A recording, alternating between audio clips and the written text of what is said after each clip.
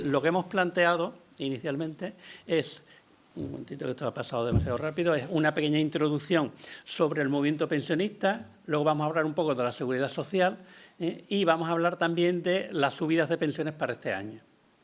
El movimiento pensionista surge a raíz del famoso decreto de Mariano Rajoy del 0,25, que se plantea como una mejora, porque supone el pasar de la congelación que hizo Zapatero a una garantía de un mínimo.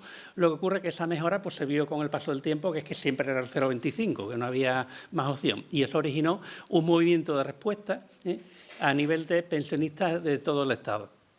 El movimiento inicial se plantea en Euskadi, en concreto en Bilbao, pero enseguida se extiende a todo el territorio. Y a raíz de esas movilizaciones pues, se crean distintas plataformas. Esas plataformas se agrupan en movimientos, que tienen un ámbito más o menos territorial, y una coordinadora estatal, que es COESPE. Con el paso del tiempo y la fuerza de las movilizaciones conseguimos que el 0,25 se quite y también se consiguen otras mejoras, lo cual lógicamente es positivo para el movimiento pensionista, pero origina una desmovilización. Si por lo que ha surgido se ha conseguido, pues parte de esa movilización pues parece que pierde un poco de sentido. Y aparte de esa desmovilización, pues empiezan las divisiones o las separaciones dentro del movimiento pensionista. En la situación que estamos actualmente es que, bueno, a raíz de ese fraccionamiento del movimiento pensionista, pues el MAS plantea a nivel de las distintas coordinadoras un encuentro y una forma de trabajar que permite que cada plataforma o cada colectivo mantenga su identidad, pero si nos ponemos de acuerdo en una acción, pues lo hacemos conjuntamente. Por ejemplo, un ejemplito sería el tema de la consecución de la auditoría. Es un tema que plantea inicialmente COESPE, pero que es respaldado por todos los movimientos y al final pues, se recogen cientos de miles de firmas, se llevan y conseguimos que un gobierno pues, apruebe esa auditoría. Los colectivos que están en unidad de acción son Ajubi 40, que es un movimiento transversal, está en todas las plataformas, está en todos los movimientos y que de forma muy breve es 60 años de edad y 40 años cotizados, 100% de la pensión. O sea, que quien tenga esos dos requisitos no le penalicen por jubilación anticipada. Está también COESPE, que es la coordinadora estatal inicial. Está el Movimiento Pensionista de Euskal Herria, el MAS, que es el Movimiento Andaluz por la Defensa de las Pensiones Públicas, el MODEPEN, que es el Movimiento Gallego en Defensa de Pensiones y Servicios Públicos, Unidad COESPE, que es una división o un fraccionamiento que salió de COESPE, y las plataformas de pensionistas de Móstoles y Badajoz. No todo el mundo está en unidad de acción, no todas las plataformas están, pero sí hay una mayoría de plataformas que están dentro de este espacio. Esa fotografía es de una movilización en la puerta del Congreso y la fotografía corresponde al MAS. Seguridad social. Vamos a comentar de forma muy breve 3 o 4 cuestiones, que es los principios de la seguridad social, que los pasaremos bastante de largo, las reformas que ha habido, para a partir de la reforma intentar ver hacia dónde nos quieren llevar los distintos gobiernos en la seguridad social y ver el sistema de pensiones que nos quieren imponer. El objetivo es debatir, o sea, lo que vamos a dar son algunos datos, no lógicamente por la limitación de tiempo es extenso, pero bueno, es sencillamente plantear algunas cuestiones para luego posteriormente propiciar un debate. El tema de reformas que se van a comentar no son las que están en vigor, se va a comentar lo que los distintos gobiernos han legislado, algunas de las cosas que han legislado, no hay tiempo para comentar todo, indistintamente que posteriormente se ha derogado. Pero bueno, se ve la intención de ese gobierno, que es lo que quería hacer con el sistema público de pensiones. A ver si consigo. Bueno, hay una diapositiva que ha saltado, es de la Constitución. El tema de pensiones viene en varios artículos. En concreto ahí yo ponía el artículo 41, que habla del sistema público de seguridad social y también habla de las pensiones privadas.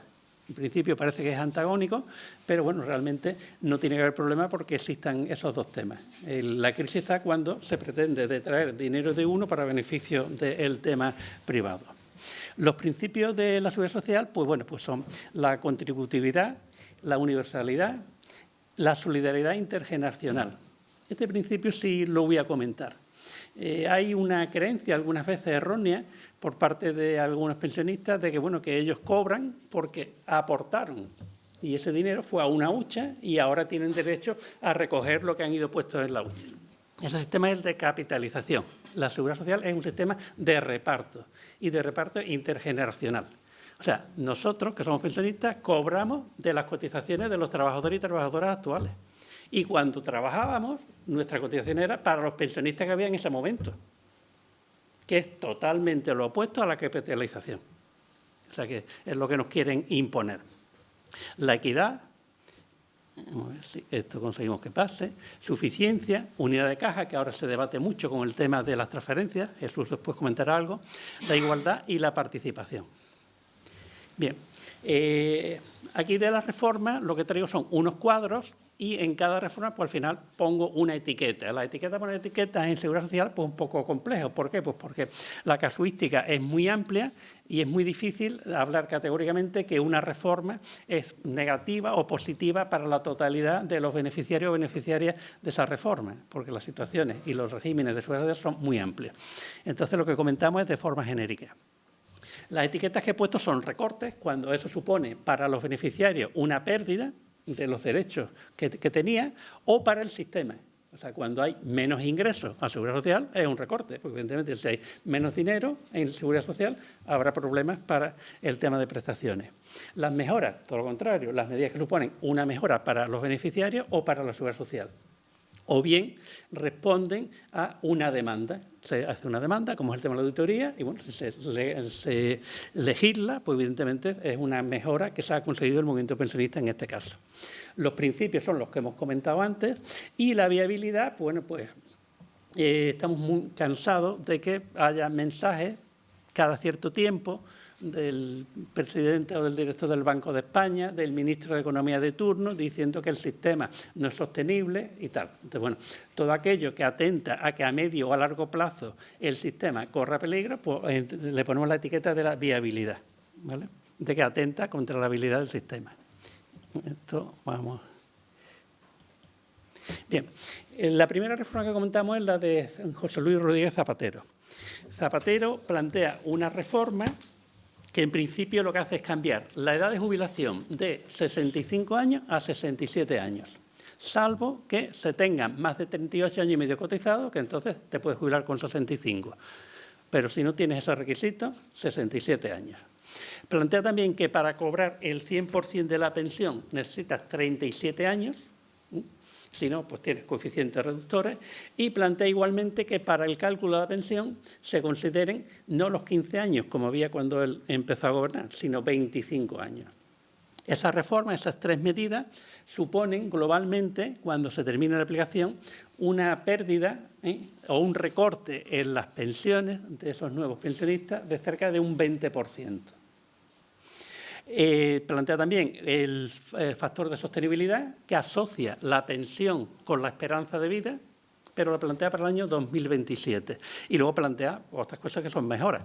El tema, por ejemplo, de brecha de género, los periodos asimilados por parto o crianza de hijos, y plantea otras cuestiones que sí son positivas a nivel de los beneficiarios. Y introduce también ya el tema de alargar la vida laboral. Ese tema es una constante que vamos a tener siempre. La reforma zapatera, como la tenemos ahora, este año estamos en el año 2024 y en este año, pues para jubilarte necesitas o 38 años o más cotizados y te jubilas con 65 años, y si tienes 38 años menos un día ya son 66 años y medio. Ese periodo de implantación de esta reforma finaliza en el año 2027, en el cual son los 38 años y medio o 67 años para jubilarte. Las siguientes reformas que comentamos son las que corresponden al gobierno de Mariano Rajoy, en concreto dos leyes. En la primera vamos a comentar el capítulo primero, que es compatibilidad entre la pensión de jubilación y el trabajo. Ese capítulo afecta a la viabilidad del sistema, porque si una persona, ponemos un ejemplo, un autónomo se jubila, cobra el 100% de su pensión y sigue trabajando, ese puesto de trabajo no entra alguien. Aparte de que sigue cotizando, pero cotiza ya bastante menos que lo que cotizaba al principio. Entonces, evidentemente, eso, si se generaliza a medio plazo, supone una fractura del sistema. El resto, pues hay mejoras y recortes, y la ley que sí está actualmente derogada es la del factor de sostenibilidad, que lo que hace es lo mismo que había hecho Zapatero, lo anticipa antes del 2020, y el tema de la garantía o la supuesta garantía de la regularización de las pensiones, que fijaba una horquilla, como mínimo el 0,25 y como máximo el IPC más 0,5. Lo que ocurre que, por desgracia, ya vimos que siempre era el 0,25, que fue el detonante de que saltara el movimiento pensionista. Esto va demasiado rápido, pero volvemos a ver si conseguimos. Vamos. El gobierno anterior de coalición, Pedro Sánchez, como presidente de gobierno, que ha gobernado con el Partido Socialista y Unidas Podemos. La ley esta de 2021, una de las primeras cosas que hace es anular lo que había hecho Mariano Rajoy con el tema de las subidas de pensiones. Y, de hecho, bueno, pues el año pasado la subida que tuvimos fue un 8,5%, que si la trasladamos al 0,25 de Mariano Rajoy, serían necesarios 34 años para conseguir esa subida aplicando la ley de Mariano Rajoy. Lo que se ha implantado no significa que sea satisfactorio para todo el movimiento pensionista, porque evidentemente la vida sube más de lo que la subida que nos dan, pero bueno, está claro que no estamos en la situación anterior y que hemos tenido ahí un éxito.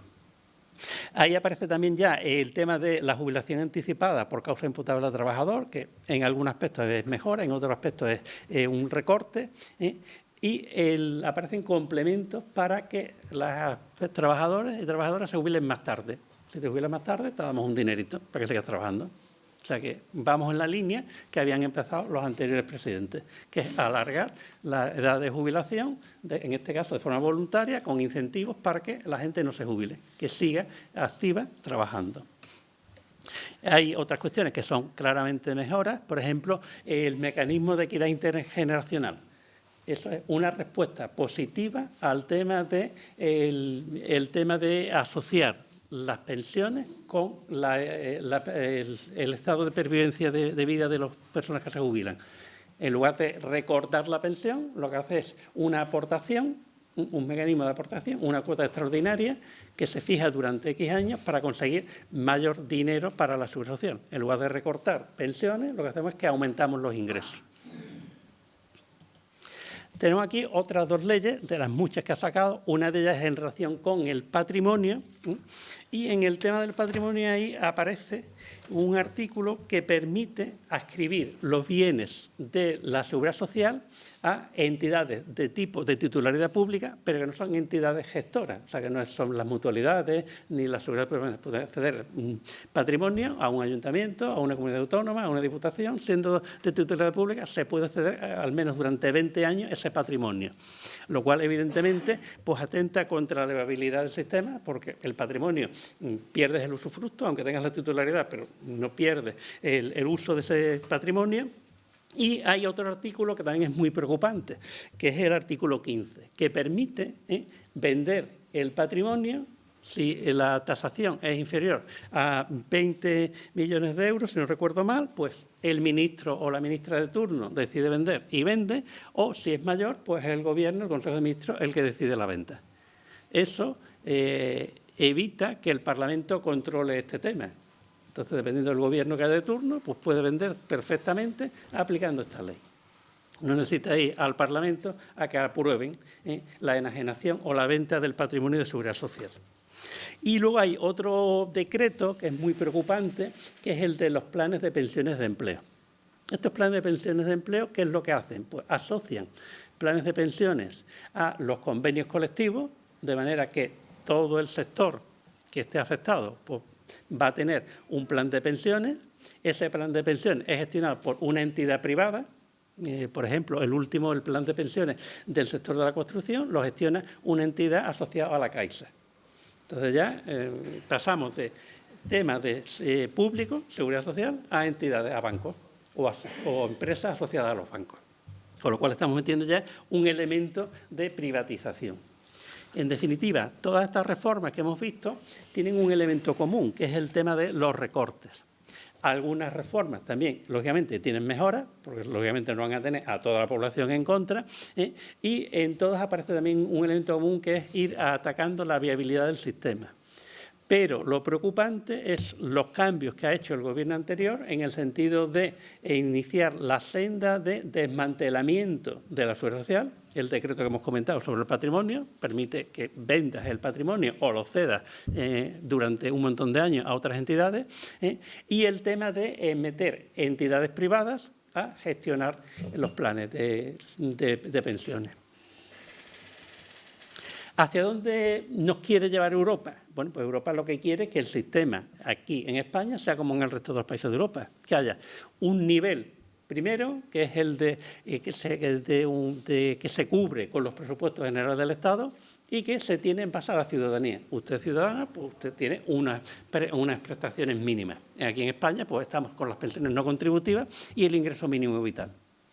Cumple unos requisitos y el Estado te da una pensión o una ayuda o un medio de vida, aunque sea limitado. El segundo nivel es la seguridad social, lo que conocemos. El tercer nivel es el que ha implantado el Gobierno anterior, los planes de pensiones de empresas.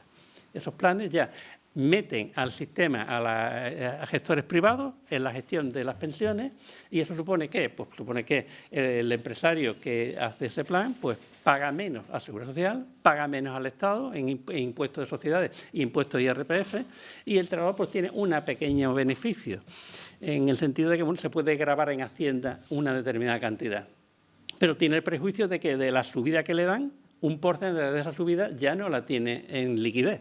Ya lo tiene en un plan de pensiones que cobrará el día que se jubile. Y, lógicamente, y el cuarto y último nivel, pues quien quiera hace un plan privado con una entidad privada y según su capacidad económica y punto. O sea, esos son los 4 niveles y aquí lo que están es la vía de implantar el tercer nivel, que ya está aprobado y que poco a poco se está ya poniendo en marcha. Eso tiene la palabra. Yo es que hablo bajito y si no es con el micro igual no os enteráis. Bien, bueno, las novedades de 2024.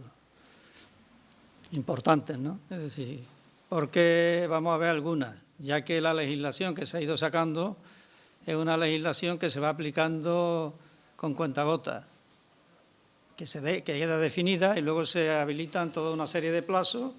Muchos de ellos terminan en 2027, pero otros terminan en el 2050 y otros más allá. O sea, que tienen poca credibilidad que se vaya a estar ejecutando esa reforma hasta 2050, 2060. Pero sí que de ahí la idea, con lo cual luego los periodos se adelantan y te lo aplican, cuando cambie el gobierno, te lo aplican de golpe. Como pasó con la reforma de Zapatero, que encomendaba muchas cosas al 2022, 2027, algunas de ellas vino Rajoy y las adelantó. Luego afortunadamente lo echamos y en su última etapa pues las congeló como consecuencia de los acuerdos que tuvo con el PNV. Congeló el 0,25, si os acordáis. Y a partir de ahí ya vino el incremento con el IPC. En el 2024 seguimos y se consolida el nuevo sistema de incremento de las pensiones, que es el IPC medio. No es el histórico del IPC acumulado. No es el IPC siempre noviembre a noviembre para que le diera tiempo a sacarlo en los presupuestos generales del Estado, pero es el IPC medio. El IPC medio a veces es más alto que el acumulado y otras veces más bajo. Pero en un periodo de 10 años está estudiado que da exactamente lo mismo. No hay pérdida ni ganancia, hay una diferencia del 0,1, 0,1, 0,2. Este año es el 3,8. Cuando el IPC acumulado es el 3,1. O sea, nos ha beneficiado también. El año pasado nos benefició con el 8,5 y el anterior fue al contrario. Entonces eso se va consolidando. Y no se ve que vaya a haber un cambio, aunque hay una parte del movimiento pensionista que quiere volver al IPC anterior, es decir, al IPC acumulado de cada año. ¿Qué novedades hay en materia de pensiones? Pues este año entra en vigor también el cambio en las pensiones mínimas. Las pensiones mínimas hasta la fecha no había un método de cálculo estipulado. sino que dependía del gobierno de turno. Podía ser el incremento general y común de todas las pensiones o podía subirlo más. Y unos años lo subió más y otros pues no. ¿Cómo se ha consolidado? Pues en base a lo que se llama el umbral de la pobreza, como indicador.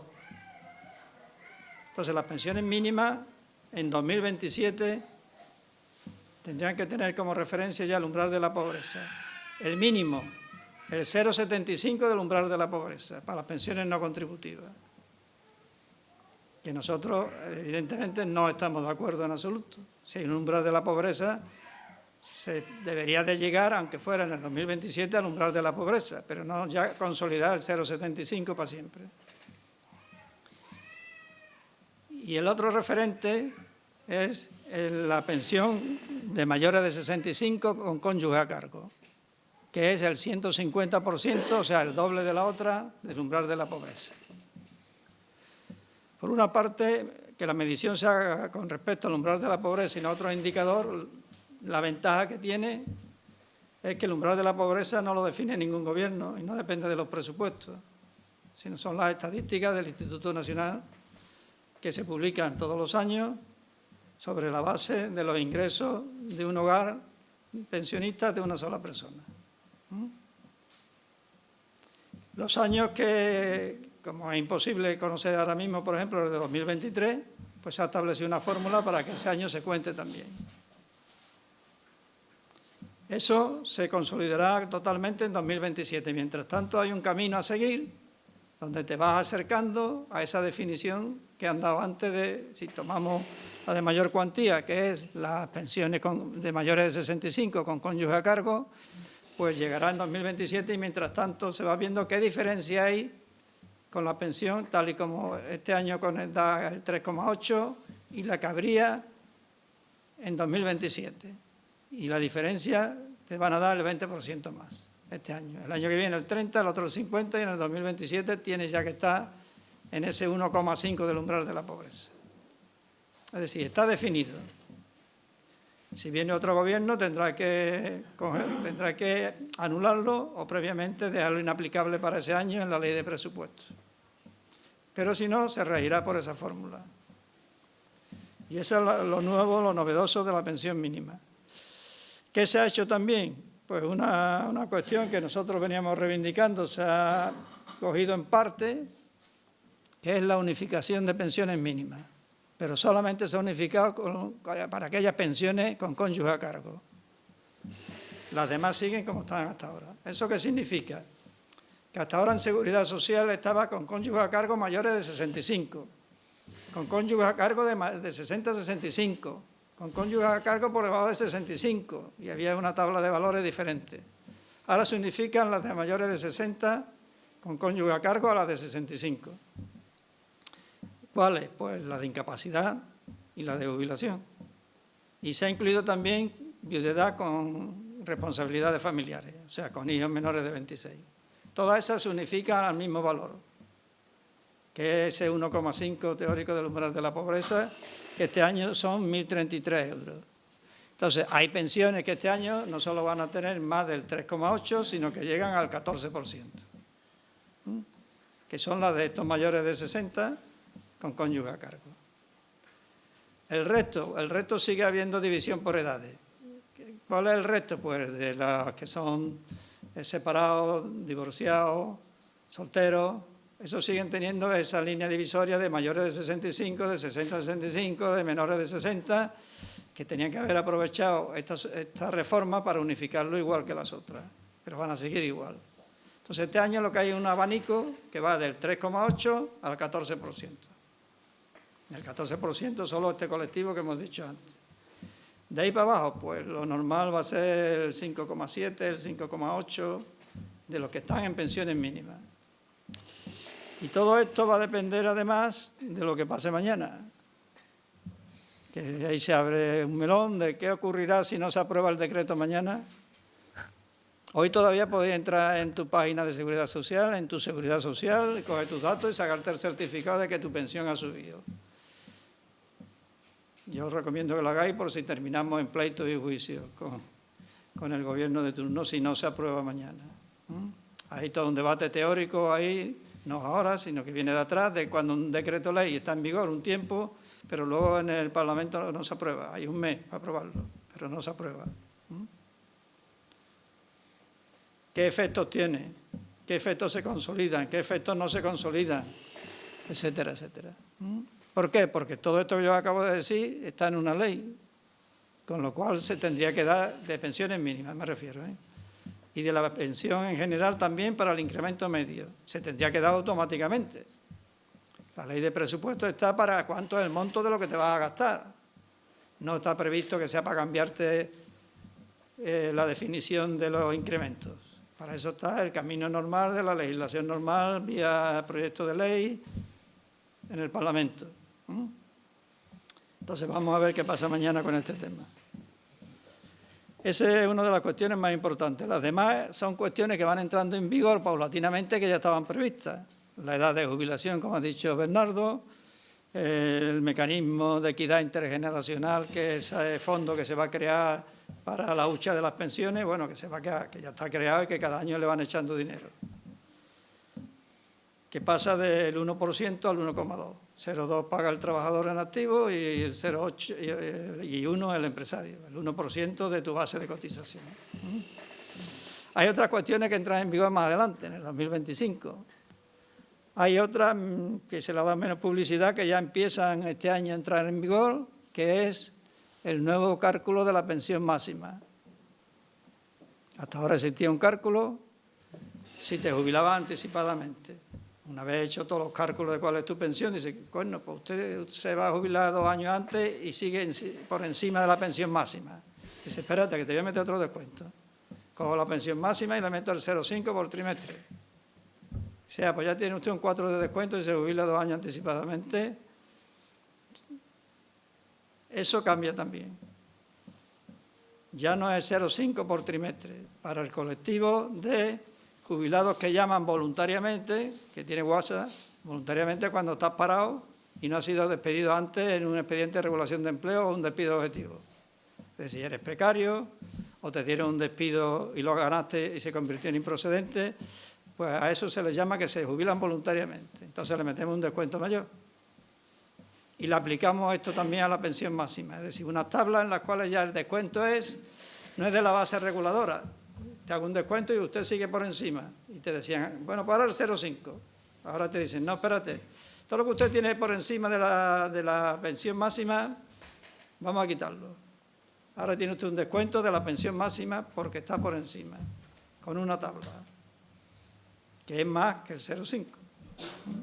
Y que va variando en función de los años cotizados. Es decir, a Escrivá le gustan mucho las tablas y hace una cantidad de tablas tremendas, porque es economista. Entonces ha hecho una legislación para economistas, no para derechos del trabajo y seguridad social. Imaginaros con todas las nuevas tablas y un juez que tiene un montón de juicios al día. Eso puede ser diabólico. Pues eso es lo que entra en vigor en el 2024. Y yo creo que habrá mucha gente por ahí despistada que no se habrá enterado, porque hay una parte de los que están en desempleo que mantienen el derecho a la legislación antigua, a ese 0,5. Y hay otros que no. Pero a esto prácticamente no se le ha dado apenas publicidad. Ahí estarán afectados pues gente de las grandes empresas que se haya ido de 2 años atrás para acá. Los anteriores conservarán el derecho si no vuelven a trabajar por más de 1 año. Es decir, que la legislación la han ido complicando donde hay derechos consolidados, pero con condiciones. No todo el mundo. Si te despidieron y vuelves a trabajar, se acabó el derecho consolidado. Más de 1 año. Es decir, hay gente más lista que anda y va ahí en periodo de menos de 1 año,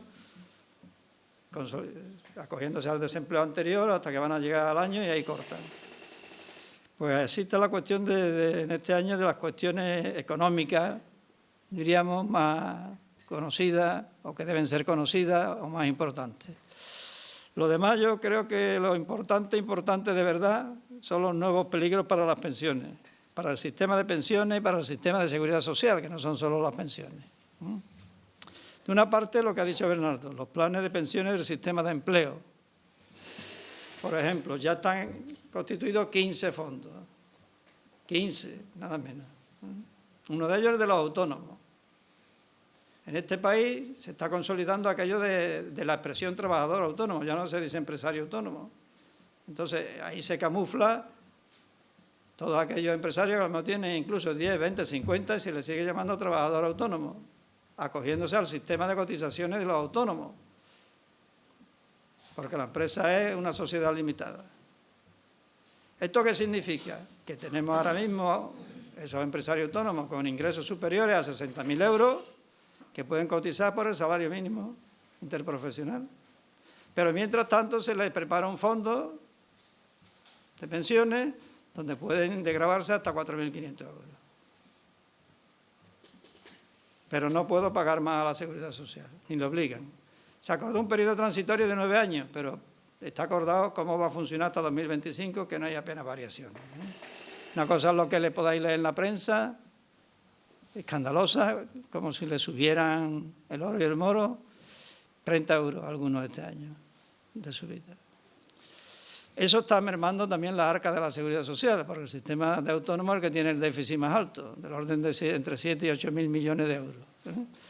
Mientras que, por ejemplo, los complementos a mínimos de las pensiones, eso que algunos le llaman la paguita y demás cachondeo, el gasto del Estado ahora mismo es inferior a lo de 2011.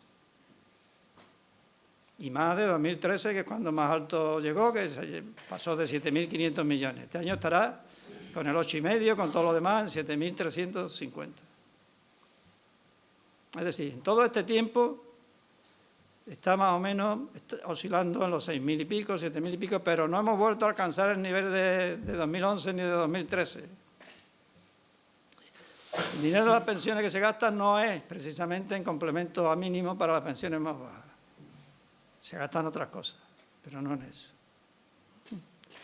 Y decía antes, en el sistema, medido ya por regímenes, en el sistema de autónomos se va una parte importantísima, que tendría que haber una compensación entre los salarios más altos, los ingresos más altos y los más bajos. Y la otra cuestión que es más controvertida y que dio para debate es la transferencia de gestión de la Seguridad Social, acordada ya con el PNV, con la Izquierda Republicana, Junts pel Sí, etcétera, etcétera. De la Seguridad Social, no solo de las pensiones. Por ejemplo, lo primero que ya está ahí, que ya ha empezado, el ingreso mínimo vital. Aquí habrá poco de pensiones no contributivas de ustedes, ¿verdad? Sí. Bueno, pues yo lo que os puedo decir que ahora mismo, por ejemplo, en Andalucía, te puedes tirar 6 meses desde que echas la solicitud hasta que te contestan. No está riendo la ganancia en Canarias ya, que va en camino de los 2 años. Todo eso pagado por el Estado, sin que ponga nada la comunidad autónoma. Tanto el importe como la gestión, pero reciben la gestión y no tienen que dar cuenta de que invierten el dinero. Como no es un colectivo que se mueva, como otros, pues imaginaros un trasvase de la Seguridad Social comunidad por comunidad, a dónde podemos llegar en la gestión. La otra, la auditoría de las cuentas, ya se ha hablado, y de Andalucía, pues lo que yo os decía, las pensiones no contributivas, con este gobierno, pues sigue incrementándose el tiempo que se tarda en resolver con relación al que ya de por sí era alto con el gobierno del PSOE. Y lo que queda en Andalucía, bueno, pues las comunidades autónomas tienen la potestad de complementar las pensiones no contributivas, las más bajas. Andalucía la complementa, una de las 13 comunidades que complementa, otras son muy pobres y no pueden, como Madrid. Y en Andalucía, pues suelen ser generosos. El año pasado subieron creo que fue 0,9 céntimos al mes, 90 céntimos al mes. Y este año pues ya se han lanzado y ha sido 1 y pico, 16 euros al año. Ese es el incremento de las pensiones no contributivas en Andalucía. Es decir, al ritmo que van están todavía muy lejos, no ya de Madrid, que no tiene intención de complementarla, sino muy lejos de Extremadura, donde también gobierna el PP, o de Galicia, que es donde también gobierna el PP. Es decir, allí andan en los 200 y pico euros al año, que no es para tirar cohetes, pero aquí les parece mucho. Entonces están en los 162 aproximadamente.